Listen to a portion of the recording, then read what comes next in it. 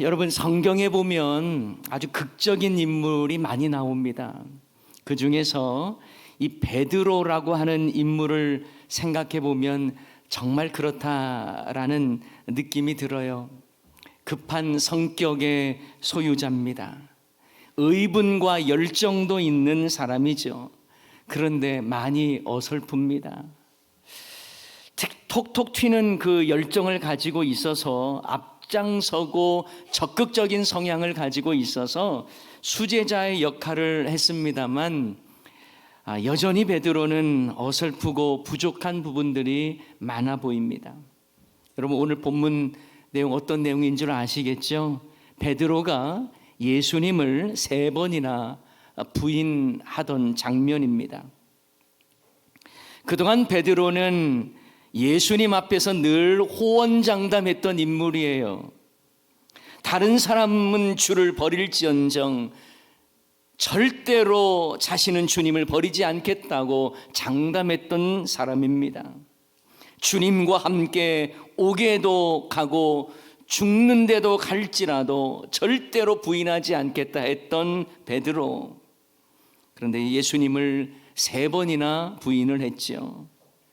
무엇보다 베드로가 3번이나 부인할 것을 예수님은 이미 다 알고 계셨습니다. 그 내용이 바로 누가복음 22장 33절 34절에 나와 있는데요. 그가 말하되 주여 내가 주와 함께 오게도 죽는데도 가기를 각오하였나이다 이르시되, 자, 예수님 말씀하십니다. 다 같이 읽습니다. 베드로야, 내가 내게 말하노니 오늘 닭 울기 전에 내가 3번 나를 모른다고 부인하리라 하시니라. 여러분, 이 말을 들었던 베드로의 마음은 어땠을 것 같습니까? 기분이 좀 상했을 것 같아요. 자신의 충성스러움을 몰라주는 예수님께 서운했을 것 같습니다. 하지만 예수님의 예언은 그대로 적중했습니다. 예수님께서 베드로에게 닭 울기 전에 내가 3번 나를 모른다 부인하리라 하셨을 때에 그래도 베드로의 마음에 그래? 그럴 수도 있겠구나. 내가 경각심을 가지고 열심히 기도해야 되겠다라고 했으면 얼마나 좋았겠어요? 그런데 예수님은 잡히시기 전날 간절히 기도하시는데 함께 기도하러 올라왔던 제자들, 특히 베드로는 기도하다가 잠이 들어버렸어요. 기도하는 일에 실패합니다. 그러다 베드로는요, 예수님을 잡으러 온 자들을 향해서 칼을 휘둘러요. 그리고 대제사장의 종 오른쪽의 귀를 잘라버립니다. 이에 예수님은 베드로에게 이것까지 참으라 하시고 대제사장 종의 귀를 만져서 낫게 해주시죠. 그 내용이 누가복음 22장 50절 51절에 나와 있습니다. 그 중에 한 사람이, 여기서 그 중에 한 사람이 베드로를 말하는 거예요. 대제사장의 종을 쳐 그 오른쪽 귀를 떨어뜨린지라 예수께서 일러 이르시되 이것까지 참으라 하시고 그 귀를 만져 낫게 하시더라. 여러분, 오늘 누가복음 22장에는요 이 대제사장의 종의 귀를 자른 사람이 누군가 이렇게 명확하게 나오지는 않았죠. 그런데 요한복음에 보면 그가 베드로고, 그리고 대제사장의 종의 이름도 나옵니다. 말고라고 하는 이름이 나오는데요, 요한복음 18장 10절에 나옵니다. 이에 시몬 베드로가 칼을 가졌는데 그것을 빼어 대제사장의 종을 쳐서 오른편 귀를 베어버리니 그 종의 이름은 말고라. 이렇게 이름도 나와 있어요. 저는 여기에서 예수님을 지키겠다고 자청하면서 칼을 빼든 베드로의 모습을 생각해 보았습니다. 예수님의 능력이 부족해서 베드로의 보호가 필요한 거 아니잖아요. 그런데도 자신의 방법으로 예수님을 보호하려고 했던 이 베드로의 행동을 묵상해 봤어요.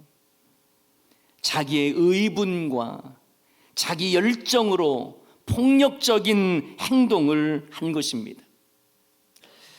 어쩌면 우리도요, 자신이 기독교를 지켜내고 교회를 지켜내야 할 것처럼 행동하기도 합니다. 내가 마치 교회의 수호자인 것처럼 칼을 뽑아 들면서 행동대장을 자처하는 사람들도 있을 수 있습니다.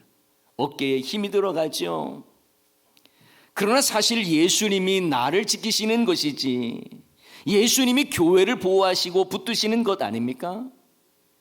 베드로는 예수님을 지킬 명목으로 칼을 휘둘렀지만 결국 자신의 신앙조차 제대로 지키지 못하고 예수님을 3번이나 부인하지 않았습니까? 여러분, 예수님은 우리의 보호를 받으셔야 할 분이 아닙니다. 오히려 예수님은 우리를 구원하시기 위해 자신을 잡으러 오는 자들을 기다리고 계셨던 거예요. 십자가의 길을 걸으시기 위해서 자신을 스스로 십자가에 넘겨주시기 위해 그들을 기다리고 있었습니다. 그런데 베드로는 마치 자신이 예수님을 호위하는 군사인 것처럼 칼을 휘둘렀어요. 물론 베드로의 이 모습을 가지고 의분을 가지고 있다, 그래도 예수님을 지키려고 했다라고 생각해 볼 수도 있겠습니다만, 하지만 예수님은 평화의 왕으로 오셨잖아요. 그동안 사랑과 화평을 이루시는 삶을 사셨잖아요. 베드로는 무력을 써서라도 이 상황을 모면하고 해결하려고 했던 것입니다. 하지만 예수님은 그것을 그대로 맞아들이시면서 오히려 평화의 모습으로 그들을 기다리고 계셨던 거예요. 여러분, 우리는 예수님을 내 힘으로 지킬 것인가 말 것인가를 고민할 것이 아니라 주님 가신 그 길을 나도 갈 것인가 아닌가를 고민해야 합니다.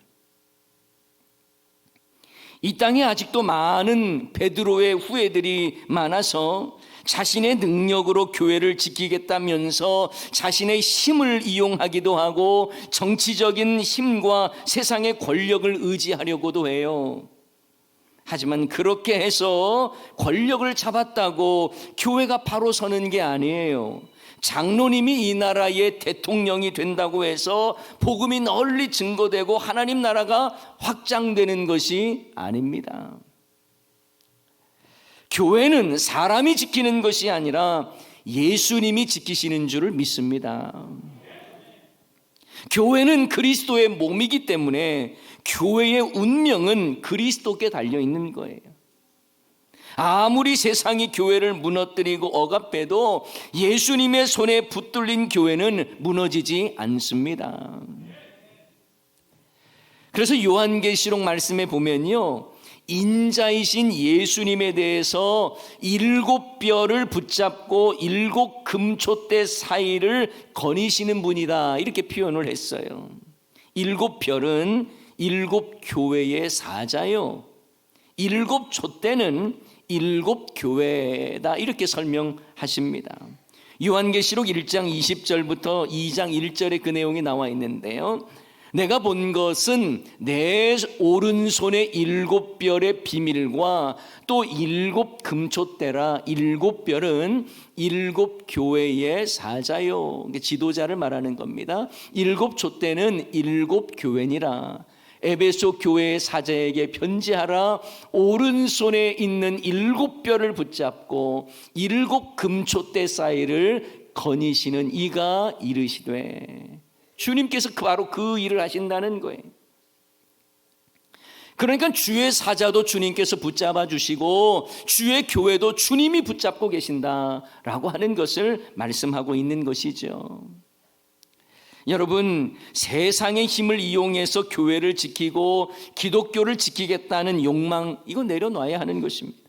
이건 가능하지도 않고 주님이 원하시는 모습도 아니에요. 그 모습은요, 마치 자기가 들고 있던 칼로 예수님을 지키겠다라고 나섰던 이 베드로의 모습과 같은 거예요. 우리에게 정말 필요한 모습은 교회를 지키시는 예수님을 더욱 신뢰하고 의지하는 삶인 줄을 믿습니다. 여러분 보세요. 그토록 예수님을 지키겠다고 칼까지 꺼내들고 사람을 향해 휘둘렀던 베드로는 잡혀가던 예수님을 멀찍이 따라갑니다. 그리고 대제사장 집에까지 들어갑니다만 자신을 알아보는 여종 앞에서 예수님을 모른다고 말을 해요. 또 다른 종이 물어보자 화를 내면서 나중에는요 예수님을 저주하고 그리고 나 전혀 모른다라고 맹세까지 합니다. 여러분 베드로의 그 모습이 마가복음 14장 71절에 이렇게 나와 있어요. 그러나 베드로가 저주하며 맹세하되 나는 너희가 말하는 이 사람을 알지 못하노라 하니, 부인을 하되 저주하며 맹세까지 하면서 나 모른다라고 했다라는 말입니다. 그들이 베드로를 신문하거나 붙잡을 목적으로 질문한 것도 아니었어요. 그냥 그들이 베드로를 보았고 예수님과 함께 있었던 사람 아니냐고 물었을 뿐입니다. 그런데 오히려 당황해서 발뺌을 하고 화를 내고 예수님을 모른다고 저주하며 맹세까지 한 거예요. 여러분 베드로의 이 모습을 보면서 아유 베드로 형편없네 이 생각하고 계십니까? 아니요. 베드로의 그 모습을 보면서 우리 자신을 봐야 하는 거예요. 내 자신의 연약함을 우리는 인정할 수 있어야 하는 것입니다. 여러분 내 자신을 너무 신뢰하지 마십시오. 내 자신의 의의를 가지고 또 뭔가를 이루어냈다라고 우쭐대지도 마십시오. 우리는 언제라도 넘어질 수 있는 존재라는 거예요. 선줄로 생각하거든 넘어질까 조심하는 삶을 살아야 하는 것입니다. 나의 의로움으로는 구원을 얻을 수 없습니다. 나의 의로움에는 소망이 있질 않아요. 여러분 나에게 소망 두는 인생은 구원의 은혜가 임하지를 않습니다. 주님의 은혜가 아니면 우리들도 언제라도 신앙 포기하고 넘어지고 예수님을 부인할 존재라는 것을 인정해야 합니다. 그래서 더욱 겸손하게 주님을 의지하며 주의 은혜를 사모하며 바라봐야 하는 거예요. 그래서 나는 죽고 예수로 사는 인생이 되어야 할 줄을 믿습니다. 사도 바울 같은 대단한 인물도 뭐라고 고백한 줄 아세요? 나는 날마다 죽노라고 말합니다. 내 자신이 얼마나 교만하고 얼마나 허세가 많고 세상과 타협하고 정욕에 휘둘리기 쉬운 존재인 줄 알았기 때문에 그 위대한 사도 바울 역시 나는 날마다 죽노라고 고백하는 것입니다. 그래서 여러분 우리는 날마다 나의 연약함을 알고 예수님을 의지하며 나는 죽고 예수로 사는 인생이 되어야 할 줄을 믿습니다. 세상에는요 말로는 의로운 척 하는데 거짓된 자들이 많습니다. 거룩한 척 하는데 실제는 더러운 자들도 많습니다.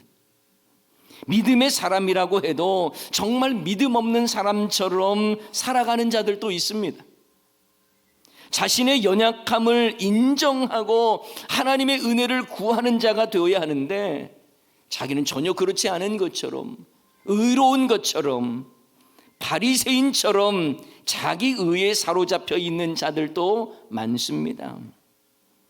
여러분 예수님께서 바리새인과 세리를 비유하면서 이 바리새인의 위선적인 자기 의를 이렇게 말씀하셨어요. 누가복음 18장 11절 12절 말씀에 보면 바리새인은 서서 따로 기도하여 이르되 하나님이여 나는 다른 사람들 곧 토색 불의 간음을 하는 자들과 같지 아니하고 이 세리와도 같지 아니함을 감사하나이다. 여러분 이게 감사합니까? 어떻든 나는 일에 2번씩 금식하고 또 소득의 11조를 드리나이다 하고 자기 의로 가득 찬 거예요. 여기에는 겸손이 없습니다. 자기 자랑만 있는 거예요. 여러분 나의 의를 의지하고 자랑하는 신앙은요 바리새인과 다르지 않습니다. 복음과는 정반대의 삶을 살고 있는 거예요. 자기 의로는 구원을 얻을 자가 있습니까? 없습니까? 없습니다. 오직 주의 은혜로 구원을 얻는 줄을 믿습니다. 자신의 의로움으로 완전하신 하나님께 인정받을 수 있는 인간은 아무도 없어요. 오늘 본문에 나오는 베드로도 주님을 위해 칼을 뽑았지만 결국 예수님을 부인했습니다. 여러분 당시에도요 하나님을 위한다면서 유대교를 위한다면서 성전을 위한다면서 칼을 뽑는 수많은 종교 권력자들이 있었습니다. 그러나 그들은 오히려 예수님을 핍박했습니다. 그래서 우리에게 필요한 것은 나의 완악함과 연약함을 인정하고 이 문제를 가지고 주님 앞에 통곡하는 게 필요한 거예요. 내 모습 이것밖에 안 된다는 것을 인정하고 주님 앞에 나아가서 통곡하는 게 필요한 것입니다. 오늘 본문에 보면 베드로는 예수님을 3번이나 부인하고 닭 우는 소리를 듣고 밖에 나가서 심히 통곡했습니다. 그런데 여러분 오늘 본문을 자세히 보면 다른 본문에서는 언급되지 않은 이 특별한 부분이 있어요. 이 누가복음에서 우리에게 가르쳐주는 내용인데요, 닭이 우는 소리와 함께 예수님께서 베드로를 보셨다는 거예요. 자, 오늘 본문 말씀을 자세히 한번 볼까요? 오늘 60절부터 62절까지 제가 말씀을 볼 건데요, 베드로가 이르되 이 사람아 나는 내가 하는 말을 알지 못하노라 하고 아직 말하고 있을 때에 어떻겠어요? 닭이 곧 울더라. 그 다음을 잘 보세요. 그 다음에 주께서 돌이켜 베드로 어떻게 해요? 보셨다는 거예요. 주께서 돌이켜 베드로를 보시니 베드로가 주의 말씀 곧 오늘 닭 울기 전에 내가 3번 나를 부인하리라 하심이 생각나서 밖에 나가서 어떻게 했습니까? 심히 통곡했다는 거예요. 주께서 돌이켜 베드로를 보셨대요. 부인하는 그 장면, 그리고 주님을 모른다고 했던 그때 주님께서 돌이켜서 베드로를 보셨다는 거예요. 여러분 이 상황을 머리로 한번 상상해 보십시오. 지금 예수님은 대제사장의 집에 끌려가서 신문을 받고 있습니다. 베드로는 멀찍이 예수님을 따라오다가 대제사장의 집까지 들어왔습니다.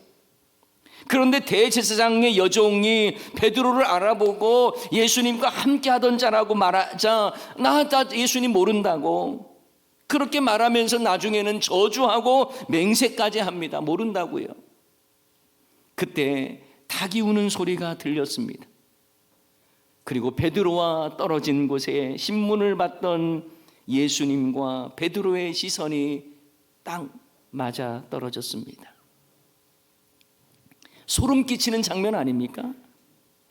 그렇게 호언장담하던 베드로가 대단한 권력자나 칼로 위협하는 군사 앞에서 예수님을 부인한 게 아니에요. 그저 대제사장 종들과 섞여서 불을 쬐다가 예수님을 3번이나 부인한 것입니다. 그리고 그 기가 막힌 타이밍에 닭 울음소리가 나오고 예수님과 시선이 마주친 거예요.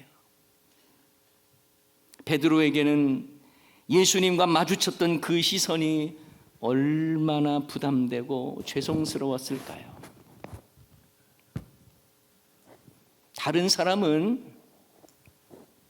몰라도 나는 목숨 내놓고 주님 따르겠다고 호언장담했던 사람 아닙니까?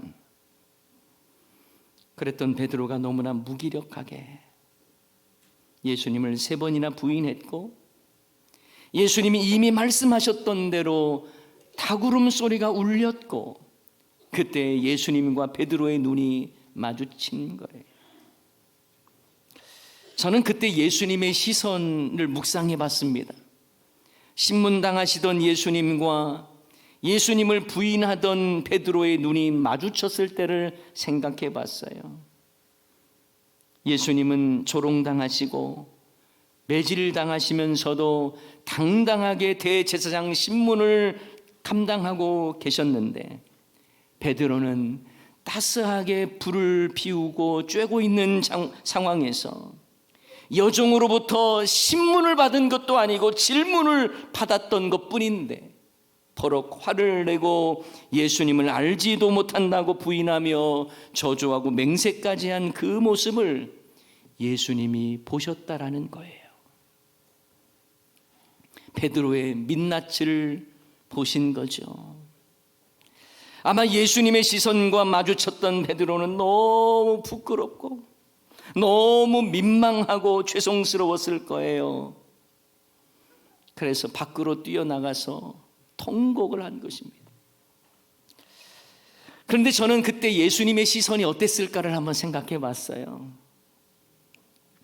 만약 예수님께서 자기를 부인하는 이 베드로를 향해서 그냥 노여움의 불꽃을 눈에 막 분노를 가지시고 바라보셨다면, 사실 부활하신 후에 예수님 베드로를 찾아가셔서 혼내셨겠죠. 그런데 그러지 않으셨거든요.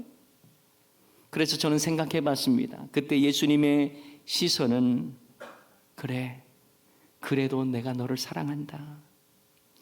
너는 나를 부인했지만 나는 너를 부인하지 않는다.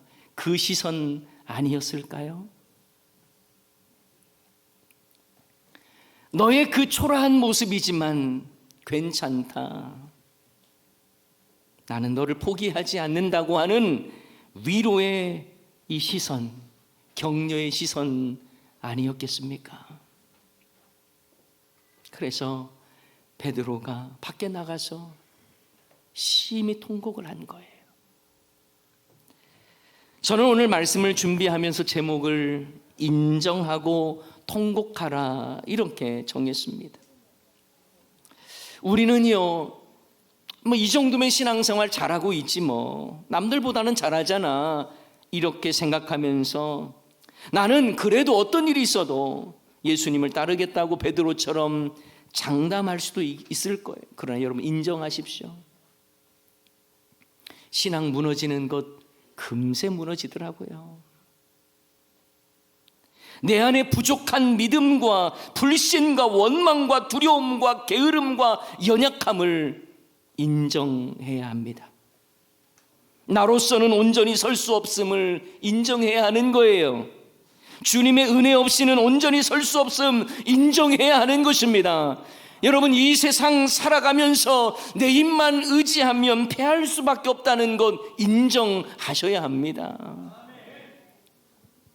그래서 우리에게 필요한 것은 나의 연약함을 인정하고 회개하고 통곡하는 거예요. 이 시대는 통곡이 사라진 시대입니다. 한국 교회는 하나님을 향하여 회개하며 통곡하며 기도하는 그 기도가 사라져버리는 것 같아요. 심히 통곡한 이후에 베드로는 예수님의 그 신문당하시고 자신이 부인했을 때에 마주쳤던 예수님의 그 시선을 늘 기억하며 생각하지 않았을까요? 복음을 전하다가 너무 힘들어서 포기하고 싶을 때 아마 예수님의 그 시선이 떠올랐을 거예요. 주님은 나를 포기하지 않으셨는데, 주님은 내가 그렇게 부인하고 있을 때도 나를 바라봐 주셨는데, 그런 마음이 있었을 거예요. 자신이 장담했던 허세가 예수님을 3번이나 부인함으로 철저히 무너졌던 그날, 그럼에도 불구하고 주님은 베드로를 바라봐 주셨고, 그리고 그 사랑의 눈길을 보내주시면서 내가 너를 포기하지 않겠다라고 하는 그 시선을 늘 기억하며 살아갔을 것입니다.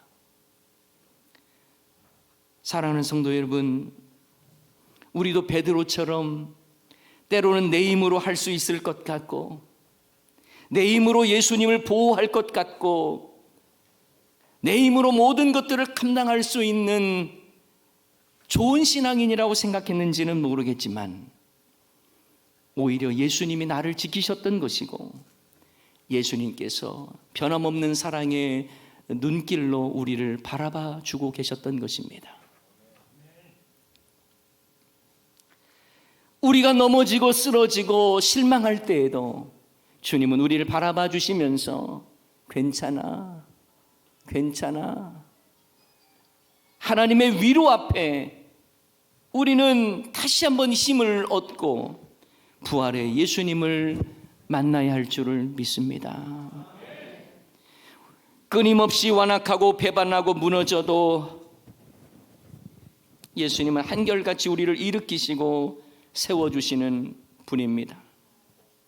다만 우리 모두 완악한 종교인은 되지 맙시다. 강팍하고 무뎌진 껍데기 종교인은 되지 맙시다. 우리 안에 나의 연약함을 인정하고 하나님의 은혜를 구하는 모습이 필요한 거예요.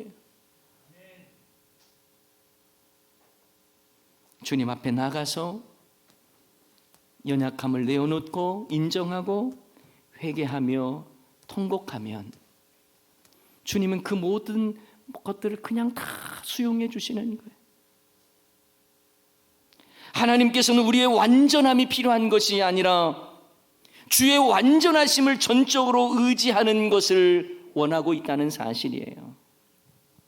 나에게는 절망하되 하나님께 소망을 갖고 그 앞에 통곡하여 우리의 상한 심령을 주님께 내어놓는 것, 그래서 주님의 사랑, 변함없는 사랑을 받고 다시 한번 힘있게 일어나는 저와 여러분이 다 되시기를 주님의 이름으로 간절히 축원합니다. 오늘 말씀 기억하면서 우리 함께 찬양하기를 원하는데요, 주는 완전합니다. 그런데 나는 연약합니다. 하지만 주님 바라보면서 힘있게 일어나겠습니다. 그 길 따라가겠습니다 라고 하는 결단을 담아서 우리 함께 찬양하십시다. 주여, 우리 연약합니다. 주여, 우린 연약합니다. 우린 오늘을 힘겨워합니다. 주뜻 이루며 살기에 부족합니다. 우린 연약합니다. 우리요, 넘어집니다. 주여, 우린 넘어집니다. 오늘 하루도 실수합니다. 주의 긍휼을 구하는 죄인입니다. 우리 주만 바라봅니다. 한없는 주님의 은혜, 한없는 주님의 은혜, 온 세상 위에 넘칩니다. 가릴 수 없는 주 영광, 온 땅 위에 충만합니다. 주님만 이기오니 우리 그 길 따라갑니다. 그날에 우리를 이루실 주는 완전합니다. 한없는 주님의 은혜, 한없는 주님의 은혜, 온 세상 위에 넘칩니다.